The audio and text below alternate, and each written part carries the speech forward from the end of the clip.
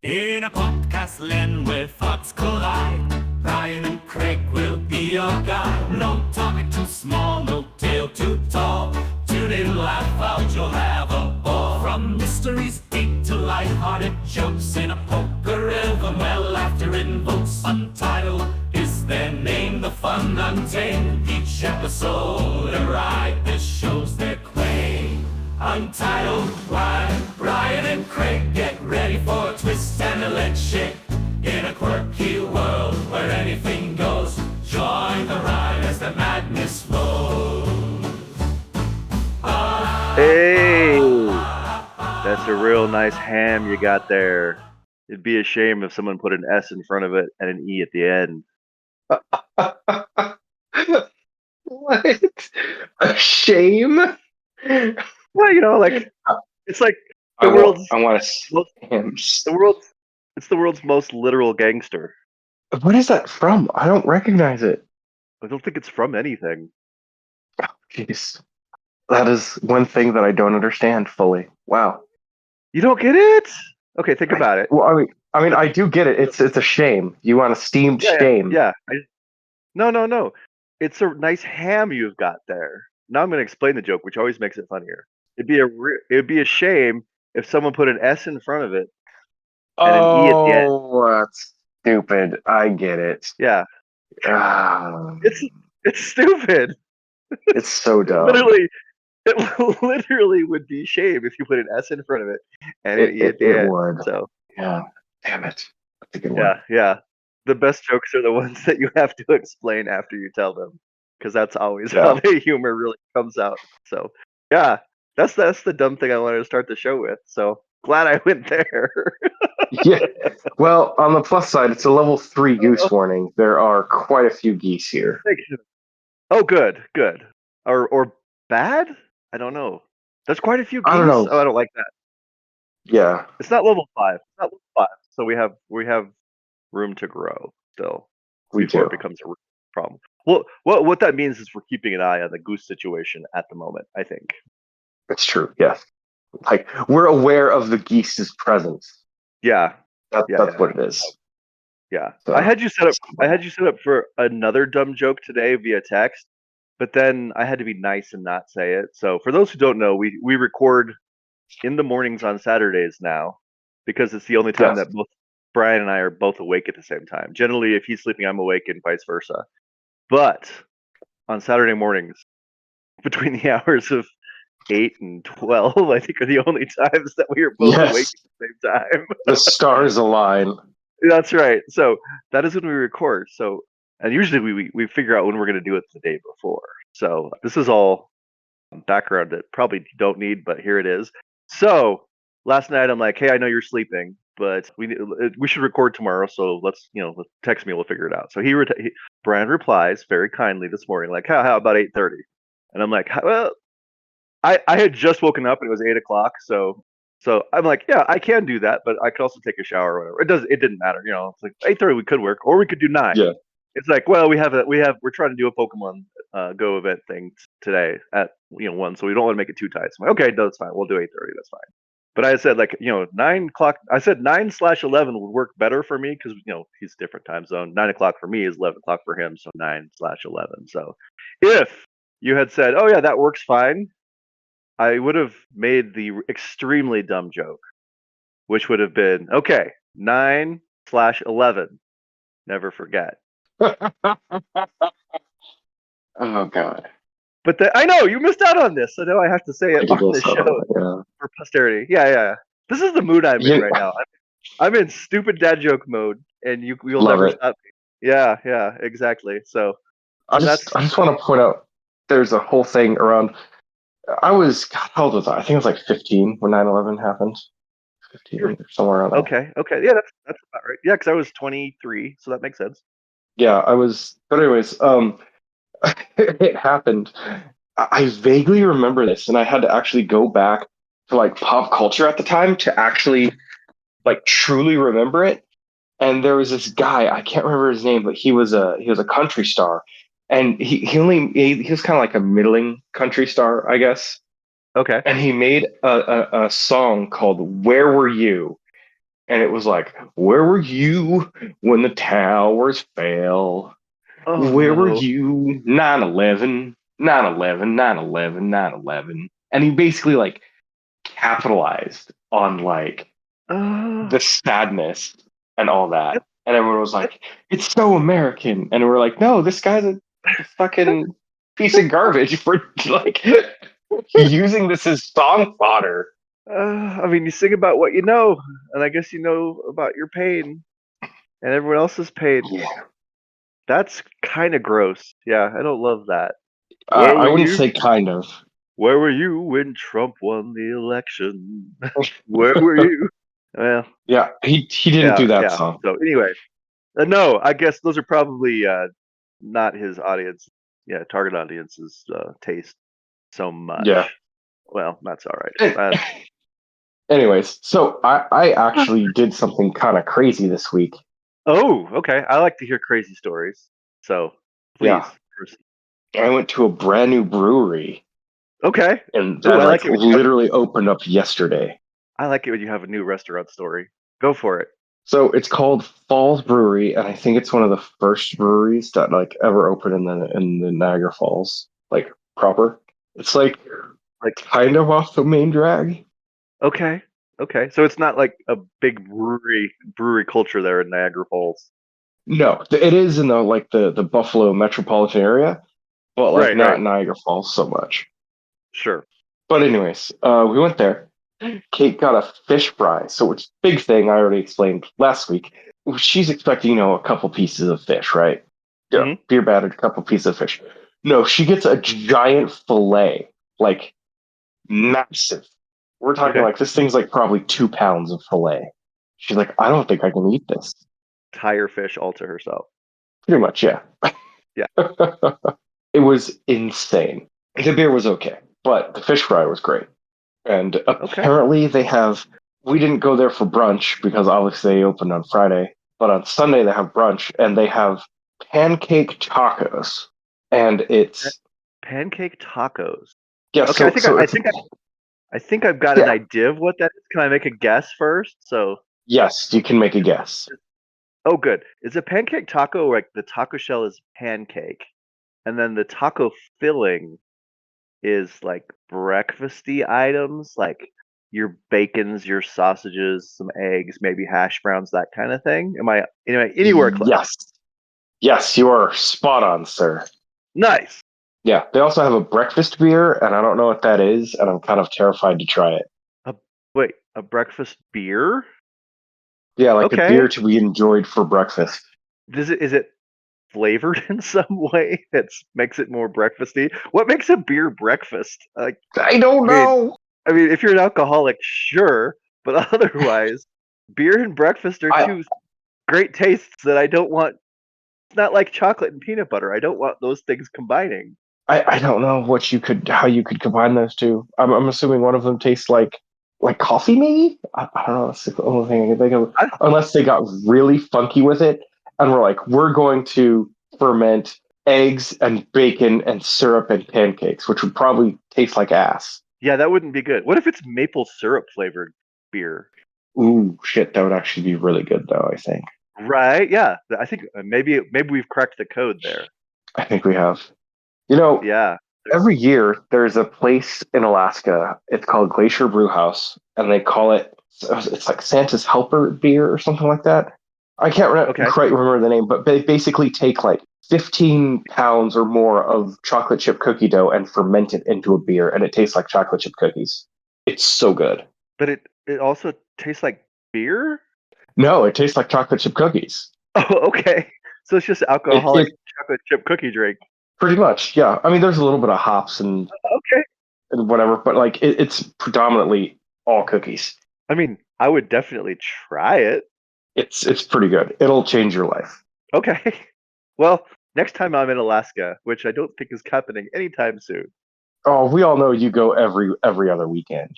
Hey, that's for off air, my friend. Come on now. Hey, it's a 6 hour flight from Denver, just saying. I don't need people knowing about my secret Alaskan family. Come on, what are you doing to You're me? How's Tracy, Craig? Boy, we're just letting it all go now. I see how Yeah. it is. Okay. I think our 1 year episode should be where we like break down and break down all the lore we made up the past Oh year. gosh, that's a good idea. I like that idea very much. Me and my Catholic second family or whatever are Yes, your Catholic second family. right. Because we all There you know go. Craig is known for his devout Oh, Catholicism. I'm such a Catholic. It's just totally true. So, all right. That's funny. Okay, for me this week, I'm gonna start with something real dumb. It was because I'm continuing on the theme. Last night, my brother's in town, and so he's staying downtown in downtown Denver, but he doesn't have a car. So he came down to our neck of the woods because he wanted to come see my son's high school play. So my son's not an actor. My son doesn't seek the spotlight. Allegedly, he's my son. We are very different people. If I were in high school, I would definitely be on stage, or at least trying to be on stage as much as possible. He doesn't even he's a tech guy, and he doesn't even like come out when like the tech guys come out at the end with all in their black and take a bow and everybody's clapping. He doesn't even want to be on Right. stage for that. So like, but he also like designed the set for the play and everything. So like he's That's done a pretty ton cool. of work. Yeah, it is cool. He's done a ton of work and he's really proud of it. He's very excited about his play. So my brother came down for the afternoon and he was hanging out with me. Then we went and saw the play, and then I had to take him home last night. So as I'm driving my brother and his girlfriend home, well, Mhm. home to their hotel on 17th and Champo, we stopped at a light, and the car in front of us, and it made me think of you for obvious reasons, had a vanity license plate. Oh God. And the vanity license plate, if you just read it, it's clearly Alaskan, but Mhm. here's how he spelled it. So he did a Oh regular God. A, he did a regular A and a regular L. So far so good. And then he starts kind of going into leet speak a little bit, probably because other versions of Alaskan may have already been taken. Although I don't know how many people wanted Alaskan as their license plate frame in Colorado, but Right. here we are. So the third letter was a number 4. You know what leet speak is, of course. So we have Yes. AL4, and then Hmm. SK. So Lask. We're good so far.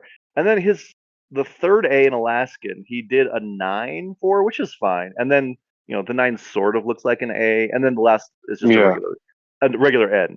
So basically, all he did Yeah. is replace the third letter, which was an A, with a 4, and then the next to last letter, which is also an A, with a 9. So it looks like Alaskan. The problem is, Right. and this is what I immediately saw, and then made. We all kind of started losing it after I made the suggestion to my brother and his girlfriend. Because the third letter is a 4, it looks kind of like Al Foreskin, and we've all Oh thought my that was God. we all Al thought that Forkin. it's what it looks like. So we all thought that was much better than just Alaskan. So we yeah, it's pretty good. Maybe I'll post a picture of it so everyone can see on the old Instagram there. But yeah, that was. I mean, that's just a real dumb. It took all of 8 seconds, and we got a dumb laugh because we're like, "Oh yeah, Al Foreskin." So if you see Al Foreskin driving around, he's allegedly probably from Alaska, I'm guessing. But also he, Probably. I wonder if anyone's ever pointed that out to him, and if he has any regrets, because he could have just changed around the 9 and the 4, so it's AL9 SK4N, same basic premise, but then it's not also Al Foreskin. So anyway, that was dumb. That was real dumb. Let's see what else. I went to my son's play last night. It's very good, very fun. Enjoyed that tremendously. It's kind of I've only got a year and a few months left of being a parent of a high schooler because my daughter graduated last year, and then next year my son will graduate, and then I was gonna say we'll be closer to being empty nesters, but I don't think my daughter will ever actually leave my house. So I don't think we're gonna be That's empty okay. nesters. Because like, We don't have know you it. seen? Oh I yeah, mean, like, have you seen the prices? Like, come on. oh yeah, everything is impossibly expensive and everything, so it's fine. She can just stay with us. It's okay. We love her all as well. So we saw that. Oh, and then I've mentioned this to you off air, but I think it was Thursday night. We went to our living room. It's very exciting. Really a night out, Whoa. and yeah, Whoa. Did you get I know. dressed up? Top hat and I mean, tails? oh yeah, of course. I mean, but that's just every Thursday night. We're always my wife is always getting a new formal for our Thursday night fancies, and yeah, I just TNF. I can imagine you and Jen just being like, "Ah, isn't it a lovely night to sit on the couch and enjoy yes, and yes. enjoy a lasagna?" we rent a town car if we can't get the full limousine, and we just go out to the street, go around the block one or other times, so we can make our red carpet entrance. We do actually have a red carpet that we put out, and we just walk. The paparazzi won't leave us alone, but also you've got to give the people what they want, which is us on our Thursday night fancy walk. So It's true. yeah. No, actually, I think I was just wearing the same things I was wearing all day, just jeans and the whatnot. Sat on the couch and pulled up the old Max, which I still think should be called HBO Max, but whatever. It And doesn't make any fucking sense. I agree. yeah, it's like, hey, that HBO brand that's real, it's got a wonderful reputation and everybody loves it. Let's make sure we hide that so nobody immediately recognizes it as Let's HBO. get We rid of it wouldn't want to have completely. yeah, we would not want to have brand recognition. As far as this, like a marketing strategy, it's right up there with changing Twitter to X. But again, not always the Yeah, smartest people making the decisions. So whatnot. Um, I pulled up, branding, pulled up. man, branding and I marketing. know It's a tricky thing. it is, and we can make fun of them, but also we don't really know how to market this podcast beyond our group of friends. So who are we to? I've marketed this. I don't know what's going on. Oh, it's fine. It's fine. As long as we're having fun, that's really what matters. So, and then if we It's get true. into it in marketing, then they're going to want us to say things like "smash that subscribe button" or something terrible, and I won't do it, frankly. Yeah, I Yeah, will not. I will not no, no, lower no, myself to that. no. My brother's girlfriend is actually in marketing and stuff, and so we started talking about the podcast yesterday, and she thought, and I showed her a couple of like the album art pictures that I've drawn, and I don't know if that Mhm. makes people more or less inclined to want to watch, or listen, but she started talking about like, oh yeah, there's the different ways you can market your things. I'm like, yeah, I mean, yeah, but also I don't know. So anyway, so we sat down on our Thursday night fancies. We decided to watch the movie Flow. It's Yeah. it's really good. Like, I mean, I guess that's not like movie that won an Academy Award is actually good. This is maybe not groundbreaking news or anything, but I really enjoyed it. Like, Well, there's not a word of dialogue. Yeah, that's true. Not everything that's ever won an Academy Award is actually good. That's fair. But not a word of dialogue, and it's just a bunch of animals, mostly being animally, but there are some situations where like the animals are actually like using the rudder to steer the boat, so they're not completely non-anthropomorphic, but for the most part, they act more like animals than they do, humans or whatever. There's not a human in the entire movie. It's just a bunch of animals all interacting, and it's tremendously done. Like the animation style is like nothing I've ever seen before. It almost kind of like it's not super high quality, but it's engaging. It looks like a higher quality Minecraft almost, which seems like it should be a bad thing. And my yeah, wife was not really sold on it, but it's I think it's beautiful. I think it's really really cool to look at, and it's just I have seen the art style. Yeah. yeah, I like the art style quite a bit, and the way that the characters like just because there's no dialogue, there's so much character in all of it. There's a capybara, there's several dogs, there's a cat, there's some secretary birds, and there's drama, man. There's a lot to it. Like Oh, I love I never that. oh, it's great. It's really really good. And then there's like some weird metaphysical stuff at one point that is kind of cool, but also like there's a bit of you going, what's happening now? And like there's a lot that's left to interpretation. And then it just kind of ends at the end and you kind of have to think about it. So I don't know. I started looking on Rotten Tomatoes just because I like to read what stupid people write. So I like to go to the I like to go to I like the mean, user comments and then just like read about like the people that didn't get it and just and you just go, man, I don't know about this. This seems dumb. Like nothing ever was talking I don't like cats. that cat should have. I don't think that cat would have been able to do that, or something. The people that don't get that it's not like a literal story about a cat, but that there's deeper things to it. All they see is what's in front of them.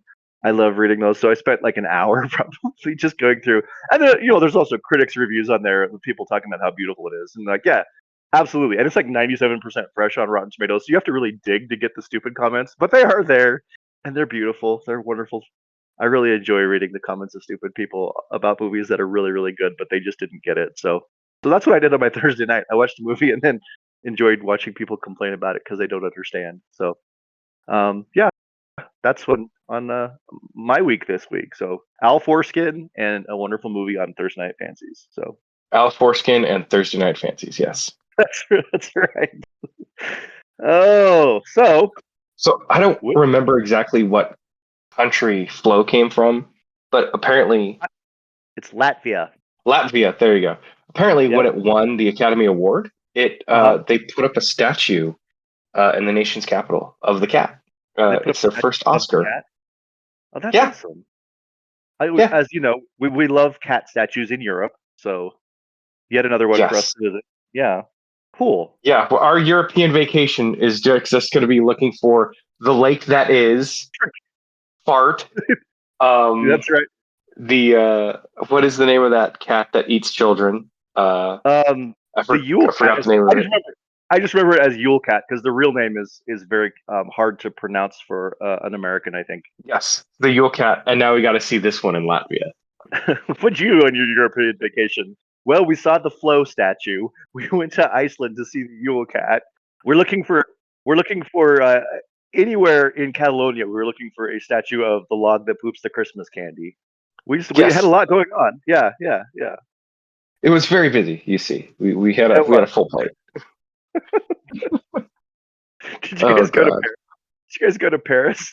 Yeah, not so no. much. Ew, pedestrian. I know. What do you think we are? Jeez. Oh, that's funny. All right. You know what that means it's time for now. The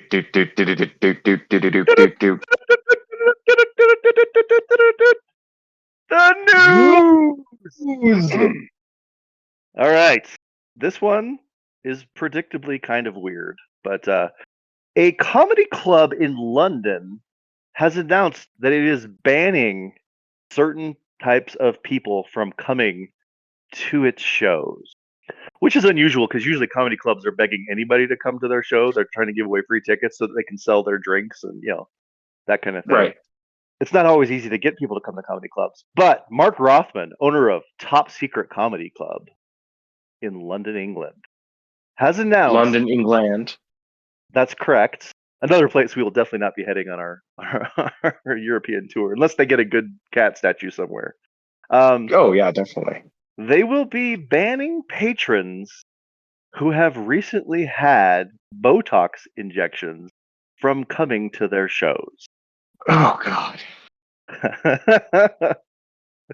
And there is a reason for this.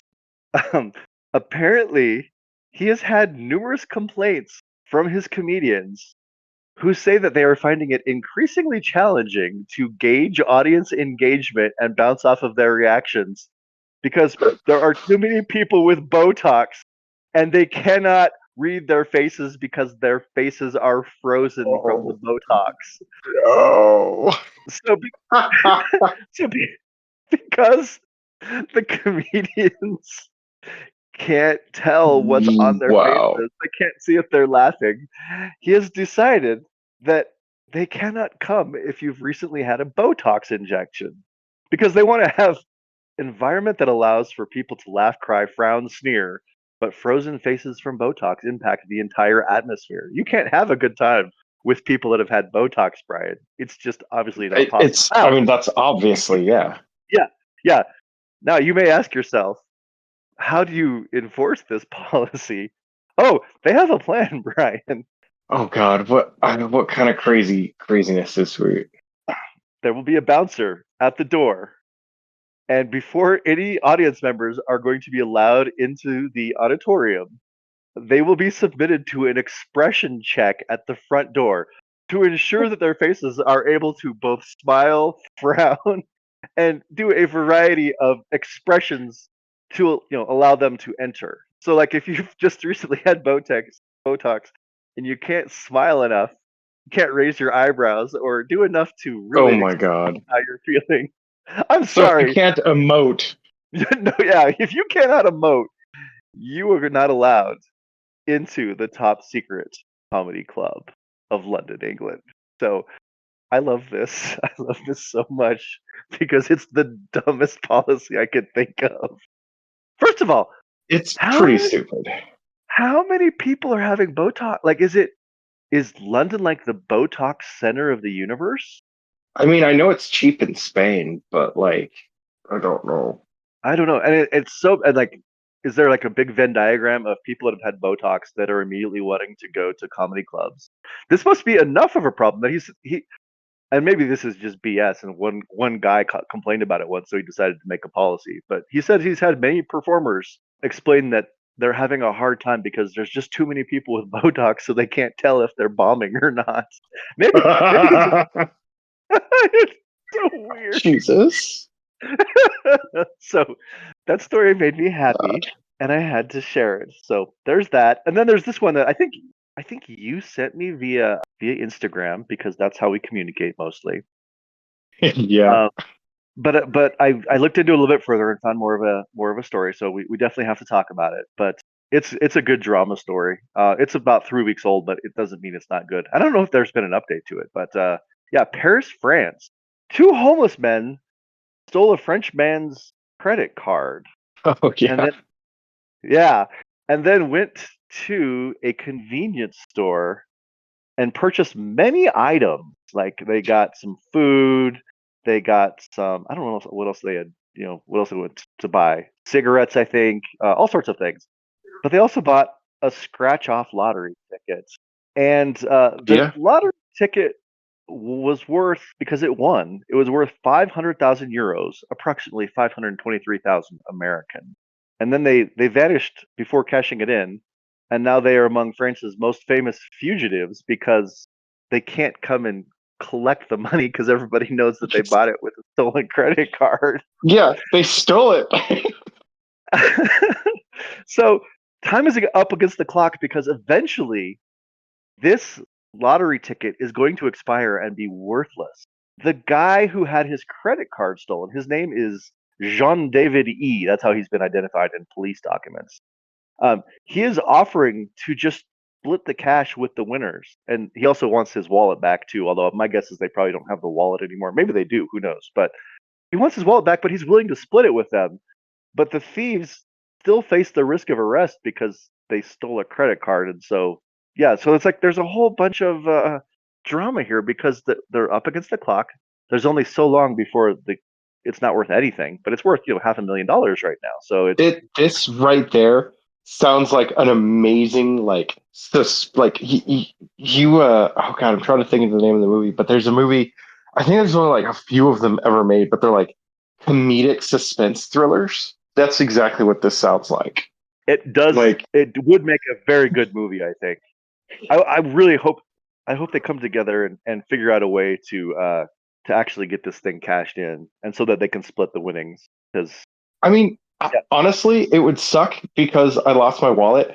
But like, yeah, I'd be like, hey, listen, guys, give me 60% of it and we're good. Yeah, and that's actually what the guy Jean David says because he actually went on public broadcast and said like, "Hey, without these guys, no one would have won. So let's just share it and no crime, no harm, no foul. I won't push charges. Let's just split this money because that's a lot of money and I could really use it. That'd be great." Yeah, So yeah, I no, hope I 100% would be the same way. Like, yeah, man.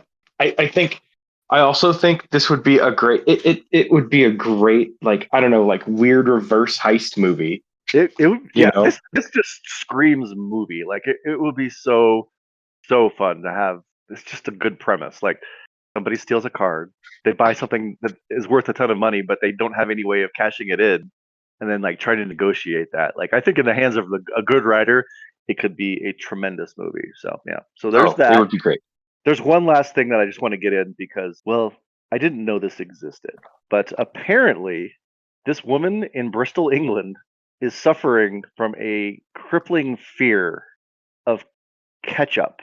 And Hmm. there is a word there is a word for this, and I don't know how to pronounce it because it's I'm going to try to pronounce it, and then I'm going to spell it for you. Is it Mortu. Latin based? I don't know. It has a lot of U's. That's all I'm saying. It is mortu squaophobia. I don't know. It's get this. MORT. That's like more. It's like death or something, Yeah. you know. More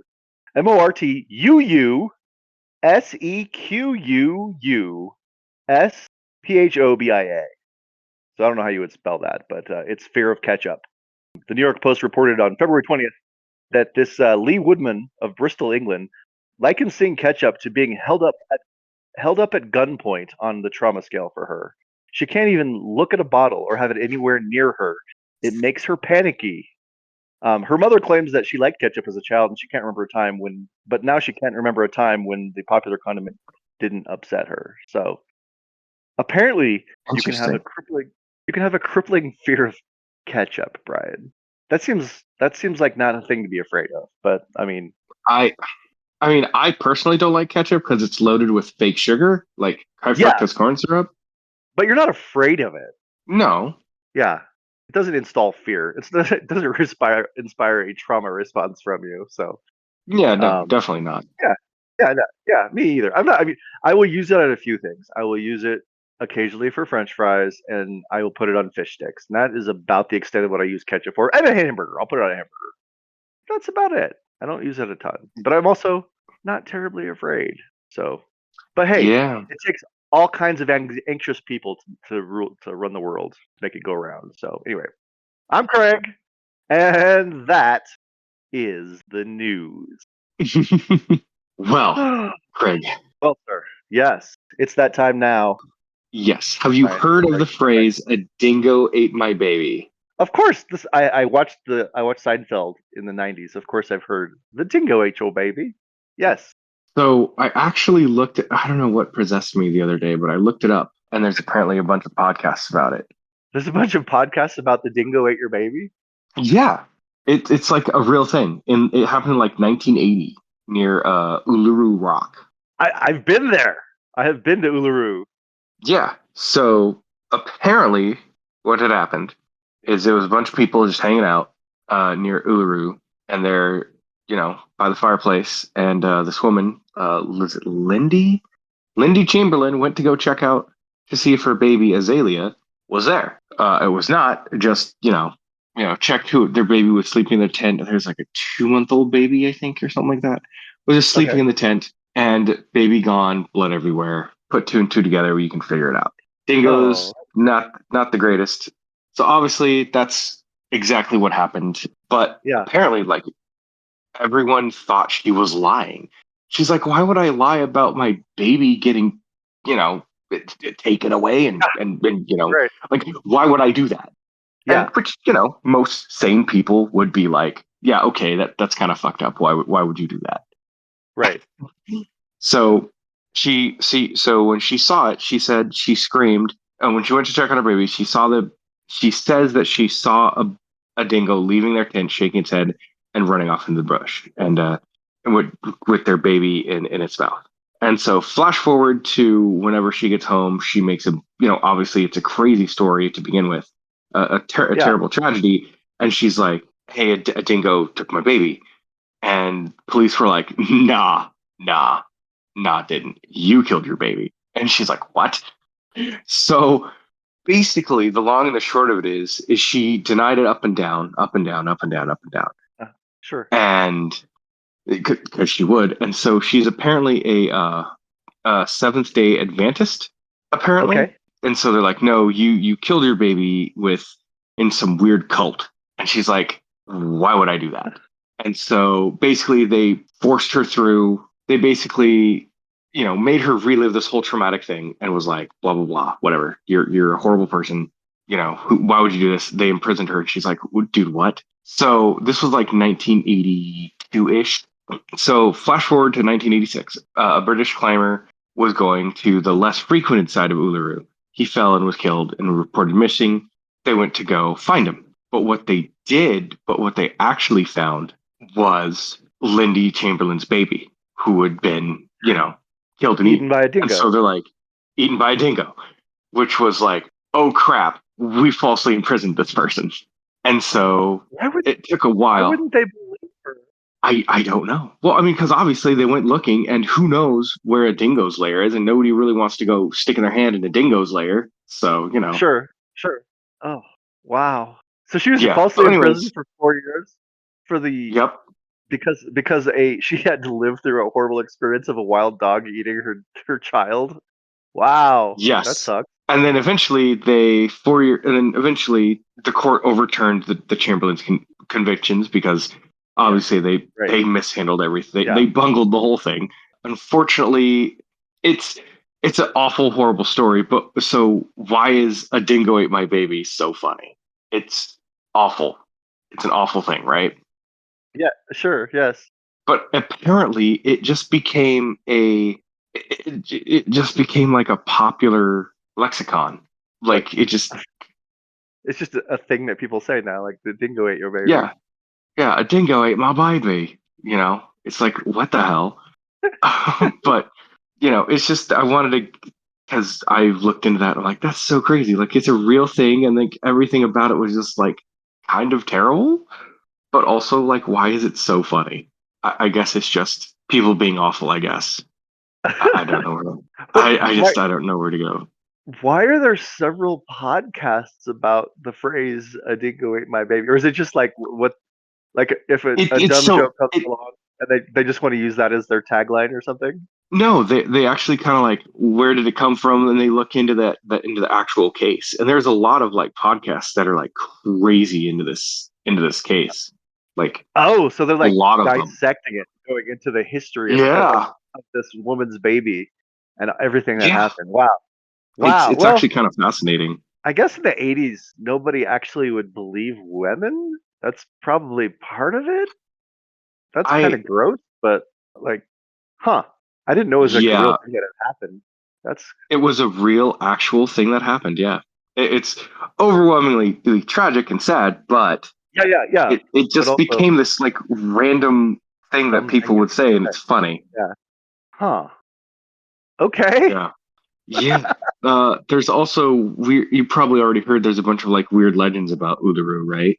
Oh, dude, I spent 3 days there. Like, we drove all the way around it. You can't climb up it anymore Oh, because, you like, can't. no, that got cut off in I think 2006. Because it's like a holy site to the Aboriginal people there. Like, Oh, well, that's great. yeah, so like the Australian government, maybe back in the 80s, they had police that wouldn't believe a woman and would falsely imprison her. But I think they've improved some because like they're really respectful of like the native cultures. Like I love that about Australia because when I was there, like every time you would go to a new set, because I like flew all around it. I was going to different parts of Australia over the last. It was almost Mhm. like exactly a year ago. I had a March 15th, which is what day it is today.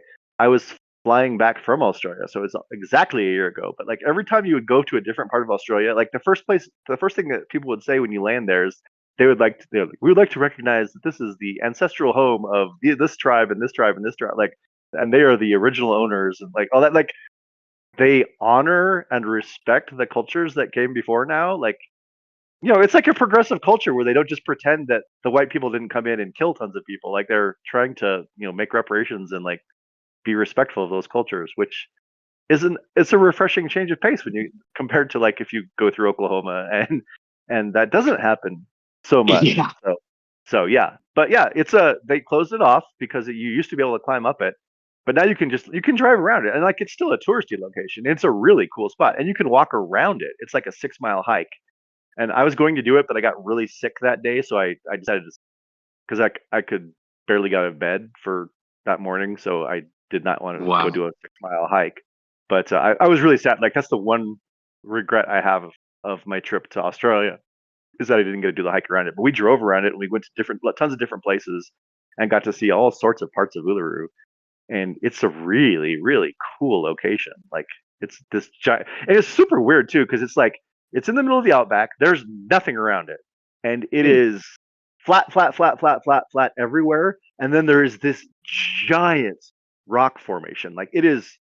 So, like you could be like 7 or 8 miles away from it, and you still can see it really clearly. And then when you get right up to it, you can't. I mean, it's so big that you can only see like parts of it at a time because it's just in the middle of nowhere. Like there's nothing else like it around it. So it's a very odd but super cool thing to see, and it's like a very spiritual site for a lot of the tribes that are there, and they still live there. Like so, it's a really cool spot. So they're being more respectful of it, and I like it. But yeah, Uluru is cool. Big fan, I will have to go there, but dude. only because I want to see the aliens living on top of Uluru. I did not see any aliens, although there are a bunch of like tribal markings and all sorts of things. The other thing, the tribes there are like really secretive, so they will tell you some of their stories, but like all and there's a little bit you can get into, but like the tribal like that's how they like keep their culture is they tell all of these stories about what happened. And it's like creation of the earth stories and these kind of things, and like Yeah, how Uluru came to be and that kind of thing. But there are certain places where they have stories, but they won't tell people. They won't tell like the white people, or they won't tell like. So you can't learn all of it's kind of like there's like this really cool Marvel universe, but they don't ever release any of the movies. So like you have to you can only learn about it if you actually are you know a native Australian or whatever. So you don't get to hear that's kind all of of the cool. stories. Yeah, it is kind of neat. It's like so it's super secret, and like the elders there, they will not allow the sharing. Like they've given a little bit of the details. Like there's all these stories about like giant snakes and like battles that happen between different like a good snake and an evil snake that created like Right. certain formations on the rock. And like our tour guide was telling us all of these stories, doing none of it because she's like, I don't care about this, but I was like enthralled by all of this lore that he was given to us. So there are some stories that have been made known to the wider world, but there's a ton of them that like sorry, you're not native. You'll never get to know this. So it's kind of neat. I like it. So That's kind of Australia. cool. The Rock has its own lore. Oh, so That's much. Like cool. there's some parts that they ask you not to take photographs of because like these are sacred parts to them. So like there's certain parts you can totally take pictures of, but then there's other places they're like, this is where they do their special ceremonies and like they have a ton like there's a ton of sacredness to this to them. Please respect them and do not take photos. Like they're really insistent upon that. So yeah, they legitimately listen to what is important to these people and try to respect that while still making it a touristy location. But like it's not just like, hey, you're white, Oh, do that's whatever so you good. want. Do whatever you want because you're white and we dominated this culture and now they have to let us do whatever we want. Like that's not how it is. It's really cool. And they used to call it Skip's Rock, I think, or something like that. But they've now changed it back Uluru because and Uluru doesn't mean anything other than the name of that rock place. Like it's not like a name for like it's not like the name of a deer or a kangaroo or something. It's just Uluru. The only thing it means is this sacred rock. So kind of cool. That is kind of cool. That's really cool, actually. Yeah. We love that. Uh, Sorry, you tapped into a vein of my knowledge that I I firsthand did. knowledge. There Did was you have so much. any There's more so much brain there. breaking that you need to do about dingoes eating babies or anything else, or do Well, we need to I was try just to? going to tell you that apparently there was some people thought that aliens lived on the top of Uluru, but apparently it just only happened after it rained because it was a form of like shield shrimp, what do you call them? Like do you remember the kid triops? Triops? Like No, I don't remember that. uh, I those are like remember. little brine shrimp with a trip. They're like sea monkeys, kind of.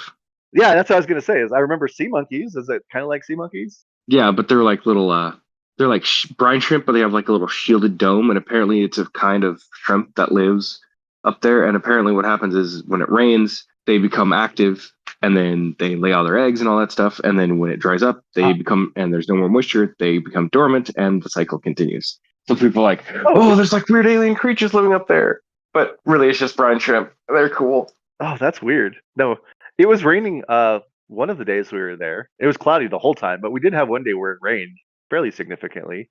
I did not see any brine. Maybe you have to climb up to the top, and nobody does that anymore. So maybe the brine shrimp are in peace, or maybe they actually are aliens, and uh, and now they're allowed to grow in peace because nobody's climbing up to the top of Uluru. So I for one welcome our Australian our Australian overlords. our Ulurulian. Yes. That's fun. Uluruian? Ulurulian alien overlords. Ulurulian alien overlords. That's fun to say. Wild. That is fun Yeah. to say. Okay. So All yeah, right. maybe there's aliens. I didn't see them, so I can't confirm the presence of aliens. But I hope there are. That'd be great. Damn it, Craig. You failed me. I did. I didn't even know you at the time, but if I had I known this story, I would have been looking much closer for signs of alien life. AKA Yeah, Brine so, Shrimp. yeah, or brine shrimp, which is basically the same thing. So, all right. Yeah, you know. There's a few things that we could use. Oh, there's so much. So much. It's gonna be interesting. I'm trying to think of how there's so it's almost like there's so much that I don't know what to do at this point. Do you have a Yeah. movie pitch, Brian? Do you have a maybe you'll inspire Oof. me? I do. I have a movie pitch. Okay. We're gonna put it. It's gonna be an Australian family. Okay. Okay. I like this. I like They- this. They're visiting the outback, and they're hanging out in Uluru, right? And they go check on their tent. Like the wife is like, oh, or no, the husband is like, oh no, I'm tired, I don't feel good, and he just goes to sleep in the tent, and then you hear a horrible noise, and you see the tent collapse, and then the man screaming as he's being dragged away, and you're like, oh no, and so the woman like chases after him and can't find him, and like, oh, it's awful and everything. So she goes back, and they're like, everyone's so confused, and she's like, well, I don't know what's going on, but something took my husband. And the police are like, no, you killed your husband. She's like, no, I swear I didn't. And so then she like, and she's about to get imprisoned, and then she's like, well, shit, I might as well just go buy a scratcher. So she gets a scratcher. She wins the scratcher, and she wins 30 million Australian dollary dues, because that's what I assume their currency is, right? It's dollary dues. It actually it is dollary dues. I didn't know how you knew that without going, but yeah, dollary dues. Yes, and so she wins hundreds of millions of dollary dues, and so she basically bails herself, like, not really bails herself out of jail, but is like able to afford good lawyers to like stall them, Yeah. right? And so she's like, okay, I can't. But it turns out there's another thing. The money that she used was reported stolen, because she found the $20 bill outside of the convenience store where she bought her scratcher. So now they're like going after her because of her husband is missing and feared dead, and now she can't claim her money, and so that was promised to her. And so now she's like, well, great. I guess I just have to go to Uluru and find my husband. So she's like, screw it, and she goes to Uluru to find her husband. It starts raining, and there's rain everywhere, and she's like, oh no, this is awful. And so she finds a hollowed out log, and it uses it as a boat. She's swimming around. She's like, wait, what was that? Is that a giant like shield shrimp or something? Like, what is that? It's basically the brine shrimp, and it's a giant. They're giant though. They're like everywhere, and they're kind of creepy, and they're bumping into her boat. And so she like jumps on one, and just is like taken to a sea cave, I guess, a flood cave, I guess. And inside, she finds sitting atop a throne her husband, and she's like, Well, Gilbert, why are you on the throne? And he's like, I am the Lord. I am the Lord of the Uluruan alien shrimp people. the Uluru. And she's like, and she's like, what? She's like, yes, they have taken me because I am the culmination of their years of research. I am half Uluruan shrimp man. And outside of that big reveal, I don't know how to wrap everything up with their whole. I mean, obviously, she doesn't go to jail because her husband isn't dead. But Right. as far as the whole money situation, I guess we'll have to figure that thread out in post. Okay. Okay. Well, yeah, we can hammer out a good ending in post. We've got the frame of a good film right there. So that's all we really need. You don't have to have an We ending do. these days. Oh, that's good. It has real C3PO being praised by the Ewoks as a god energy, which I'm here for. I Yes. like that. That's Yes. good. So yeah. So also Uluru is nowhere near the sea. It is smack dab like hundreds and hundreds of miles away from any ocean. So there is Oh that no, it small just possibility. rained a lot. That's the whole thing. Like it was Oh, I a see. Noah's Okay. Ark level amount of flooding. Oh, gotcha. Okay. I must have missed that portion of it. So okay, cool. Mine is going to be the most popular comedy club in Uluru, Australia. Which let me tell you, Yes. I don't think there's any comedy clubs in Uluru, Australia, as having actually been there. But we're not going to let that stand in the way of a good time or a good film. What was her name? Lindy Chamberlain. What was the name of the woman Lindy whose dingo Chamberlain, was yeah. eaten? Yeah. Okay. All right. So Lindy's going Lindy to go to the club. Chamberlain. Yeah. Yeah. She's going to go to the club with her husband. She's leaving the baby with a sitter in Uluru because not only do they have the world's most famous comedy club, which they apparently do have now, by the way, Uluru, the comedy scene, it's blowing up. Super. So Which is, hot right now. it's just so hot. If you've ever been to Uluru, the idea of a comedy club there is monstrously funny. But okay, so they're going to the comedy club. They show up and people are being turned away. And she's like, well, maybe they can't afford to come in because it's just so popular here. But no, that's not the case. It's just that like I guess there's like a discount Botox salesman had come through. There's far too many people that just couldn't emote properly. And as a result of this, they were being turned away from the club. So, if you hadn't had Botox yet, and fortunately, Lindy, she's just had a baby. She's not really ready for the Botox just yet. So she had avoided it. It was such a good sale that everybody had it. So they're having a hard time filling the club, even though it's so popular. It's just that everybody had Botox, and you can't, as everyone knows, you can't have people with Botox go to a comedy club. It'll ruin the whole vibe. So eventually, they get enough people to go in, and Lindy is like, she's got front row seats because she didn't have Botox, so she was able to get there early enough. And so she and her husband are sitting up front. Mhm. Everything's going fine. Like they're enjoying themselves. They're having a real good time at the club. Then the food comes out because they're serving food. There's some French fries and some meatloaf. She ordered meatloaf from the comedy club because that's what you do. Put a little ketchup. And Yeah, I mean, meatloaf. who wouldn't have meatloaf at the comedy club? And she wants to put some. Well, she doesn't want to, but they assume she wants to put ketchup on it. But she has the morta phobia or whatever that thing is called. And as soon as the ketchup comes out, Lindy loses it. Like she just starts screaming and wailing and becoming hysterical. People are like, "What is going on?" No, and she can't even compose herself enough to say that she's afraid of ketchup. And because no one is afraid of ketchup, that no one thinks that could possibly be the reason. So she just ends up getting up and running out of the club, just traumatized by the presence of a ketchup bottle. And she's running. She runs home, just trying to find a place where she can calm down. She comes into her house, and the ketchup bottle actually saves her baby's life because as she gets home, there is a dingo in the house. Yeah. Oh no. But the baby is, hasn't been taken yet or whatever. So, but the dingo is just about like it's grabbed the baby's leg.